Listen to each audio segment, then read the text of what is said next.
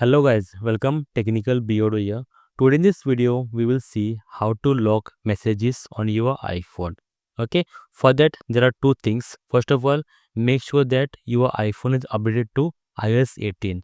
After that, second thing, go to your setting applications, scroll down and open Face ID and passcode. Open that and here make sure that you are enable your Face ID and you are enable this attention aware feature for the Face ID. Okay, both the things you do it.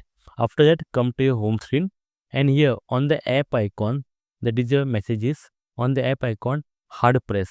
Once you do it, there is an option called require Face ID. Just go ahead and tap on that. Once you do it, if you see here, it is asking for your require Face ID, right? Just go ahead and tap on that. Once you authenticate with the Face ID, that application will be locked. So next time whenever you open the application, it will ask for your Face ID authentication. That means that you are locked messages on your iPhone with a simple feature. So I hope it helped you.